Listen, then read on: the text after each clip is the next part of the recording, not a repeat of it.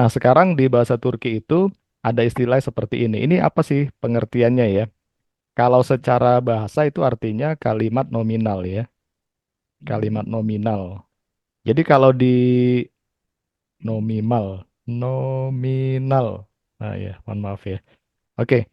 Jadi kalau di ilmu bahasa itu katanya kalimat itu juga ada beberapa jenis ya. Kebetulan saya bukan orang jurusan bahasa gitu. Jadi yang saya tahu hanya ini dan beberapa ya gitu ya. Jadi kalimat nominal itu adalah kalimat yang nggak ada kata kerjanya ya. Jadi kalimat itu kan ada subjek, ada predikat minimal biasanya itu ya. Kalau nggak ada itu biasanya kata disebutkan. Tapi kalau kalimat atau apa namanya? Apa ya? Jadi lupa saya. Jumle atau kelime ya? Jumle Udah. ya. Ya jumle.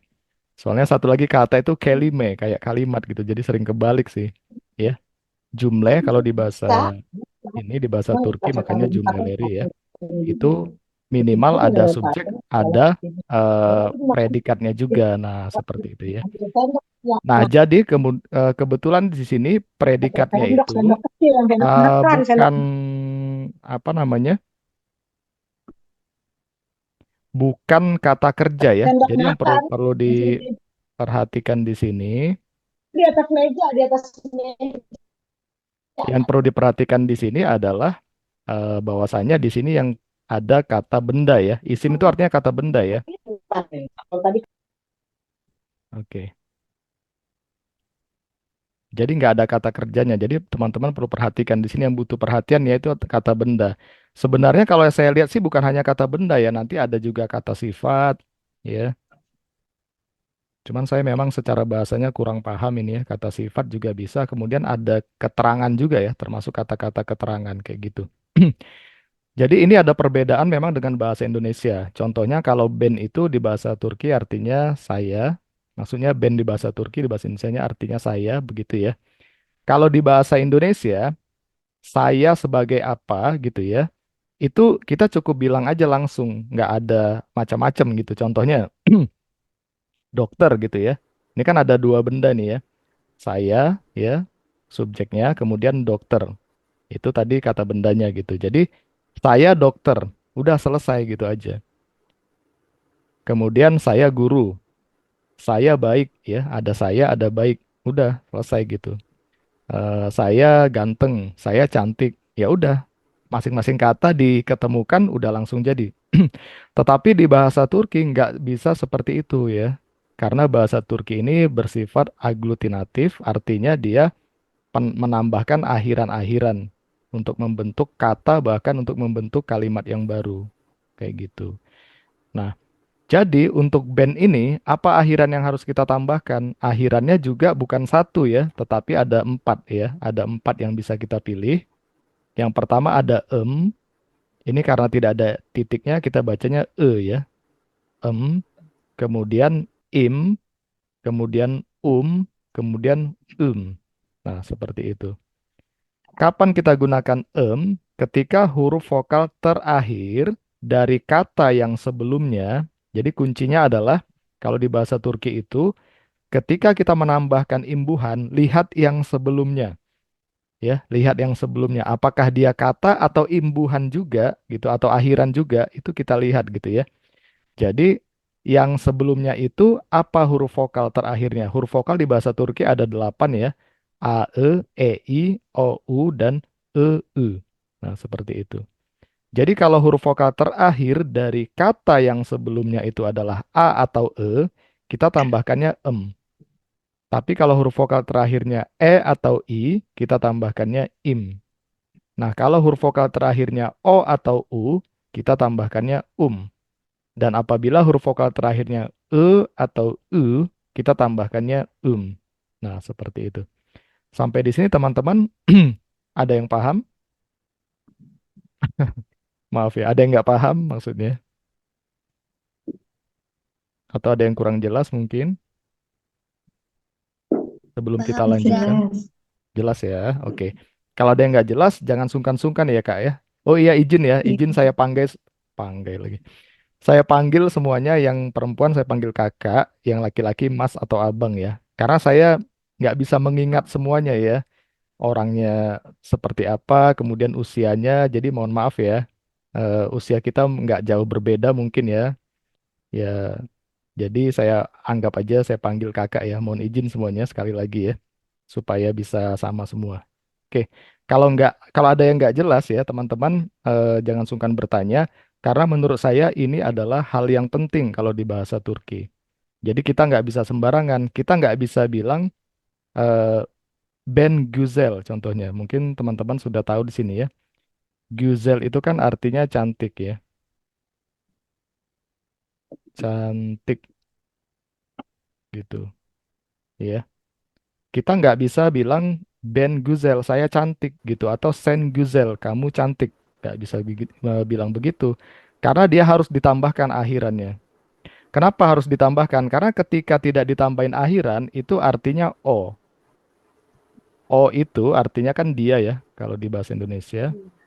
O itu artinya dia. Nah, khusus untuk subjek atau orang yang berakhiran. Khusus untuk O ya atau dia ini bisa bernama ya, maksudnya ada nama-nama ya, ada Budi, ada Susi, ada Susan, ada Loli, mungkin kan seperti itu. Jadi dia itu sama ya dengan nama-nama yang lain. Kalau itu tidak perlu pakai akhiran gitu ya. Jadi cukup O Guzel. Hanya ini aja yang tidak memerlukan akhiran. O Guzel gitu ya. Kemudian Susi Guzel ya, Budi Guzel kayak gitu. Jadi setiap nama itu cukup ditambahin tidak ditambahin akhiran lagi. Nah, ketika kita bilang Sen Guzel ya, itu muncul kerancuan kan? Sen itu kamu, tapi Guzel itu untuk O gitu, untuk dia. Nah, yang cantik sebenarnya kamu atau dia gitu. Ya, jadi ragu. Makanya harus kita tambahkan akhiran ya. Dalam hal ini untuk band ya, kan tadi pilihannya ada 4 ya. Kita lihat di sini huruf vokal terakhir dari kata Guzel. Karena ini yang akan ditambahkan gitu ya. Ketika kita ingin menyebutkan saya cantik gitu ya. Ini kita mau buat kalimat ya. Saya cantik. Kalau di bahasa Indonesia kan cukup selesai gini ya. Nah, di bahasa Turki nggak selesai dia. Oke. Di sini kan huruf vokal terakhir dari kata Guzel adalah huruf E ya. Sampai di sini jelas ya teman-teman ya. Huruf E sudah saya bedain warnanya. Nah, huruf E itu kan di sini ya. Huruf E di sini. Makanya ketika huruf E kita harus tambahkan im di belakangnya, yaitu menjadi Guzelim. ya Güzelim ya. Ben Guzelim. Jadi Ben Güzelim. Ben Guzelim. Nah, ada lagi keunikan di bahasa Turki ya. Karena akhirannya sudah ditambahkan im ya dalam kehidupan sehari-hari, jadi bandnya boleh dihilangkan gitu. Oke. Ya, ini seperti ketika ditanya Nasselsen gitu kan. Kita jawabnya kan iyi ya. Iyi ya, oke. Baik, saya baik. Kalau iyi huruf vokal terakhirnya adalah i ya, yang ini. Makanya kita harus tambahkan apa, teman-teman? Iya. Im ya. In. Iya, kita In. tambahkan im dulu. Ini aslinya. Tapi seperti ini ada In. catatan ya. Apabila dia bertemu ya huruf vokal ini, kita tambahkan huruf sisipan yaitu y. Jadinya iyiyim. Aslinya ini ada bandnya di depan ya. Ben, iyiyim. Nah, tapi karena sudah ada im tadi, ya, bahwasanya im ini menunjukkan ben yang artinya juga saya, bennya boleh dihilangkan. Ya. Jadi di bahasa Turki ya, yang boleh dihilangkan itu justru subjeknya kayak ben, sen, kemudian sis gitu ya. Itu boleh dihilangkan, tapi akhirannya justru yang nggak boleh dihilangkan gitu. Dalam kebiasaannya ya. Kenapa? Karena muncul keraguan seperti yang tadi ya. Karena itu kan kalau dihilangkan tuh untuk O, untuk dia ya. Kayak gitu. Tapi kalau untuk Ben harus ditambahkan im. Jadi lebih baik di bahasa Turki itu nggak dipakai bennya dibanding nggak dipakai imnya gitu. Ben i. Kecuali di percakapan sehari-hari ya. Mungkin di percakapan sehari-hari ada ketemu juga sih seperti itu ya. Tetapi ini kan dari aturan bahasanya ya. Dan itu juga umum ya. Tapi saya rasa jarang sih kalau yang menyebut band iyi. lebih banyak yang menyebutnya iyim dibanding band iyi seperti itu. Karena seperti tadi, kalau iyi-nya itu nggak pakai akhiran, artinya dia gitu ya, dia yang baik. Nah, seperti itu. Oke, jadi sekarang kita mau berlatih ya, teman-teman di sini. Di sini ada Kak Messi Malik ya, host Geldin, Kak. Nah, sekarang kita coba Bos latih. Geraldine, Iya, Iga Jeler. iya, IGJLR. Oke. Kalau di sini, Kak Messi, kita mau mengatakan saya seorang dokter gitu ya. Gitu ya. Kalau saya itu kan Ben. Nah, berarti Ben, ya kita jadinya bilangnya apa, Kak Messi? Kalau Doktorum. Çok güzel ya, doktorum. Ya, jadi Ben doktorum atau cukup doktorum. Oke, terima kasih ya, Kak. Oke, kemudian ada Kak Mawadah di sini, host Geldin, Kak Mawadah. Ini sepertinya baru, Kak ya. Baru, saya Oh, baru. iya. Oke, siap. Sekarang kita latihan, Kak ya, yang mudah-mudah aja dulu. Di sini ada kata Quavor ya, Quavor. Quavor itu tukang apa ya, tukang pangkas gitu lah ya. Nah, kalau kita Wawon, mau bilang wawon. saya tukang pangkas ya atau penata rambut ya, Ben Quavor, Quavor. Susah sih ngucapinnya. Kita tambahkan akhiran di sini karena dia ini ya. Ini kan sama ya. Huruf vokal terakhirnya kan yang ini nih. Berarti kita tambahkan yang Wawon, iya, waworum. iya, Quavorum. Nah, seperti itu. Jadi di sini poin pentingnya adalah teman-teman ya yang baru belajar khususnya karena ini penting sekali kalau di bahasa Turki ya.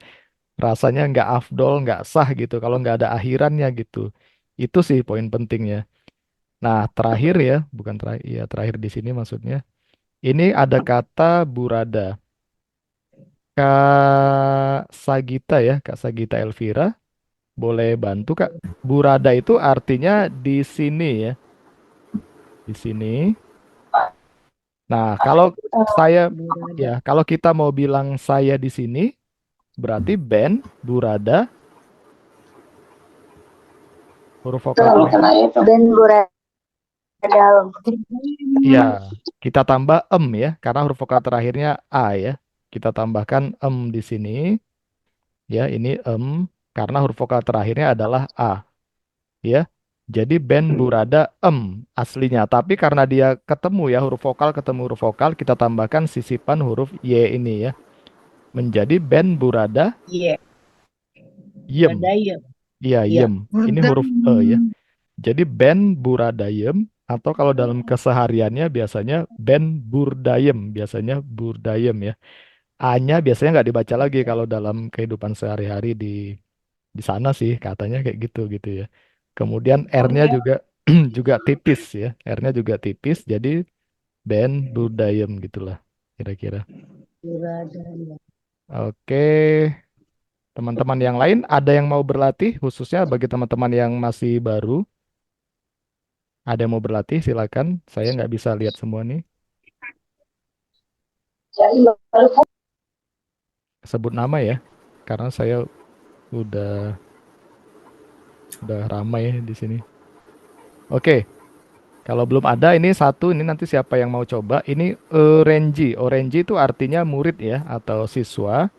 Jadi kalau saya murid, berarti Ben Orenji. Orange. Orange.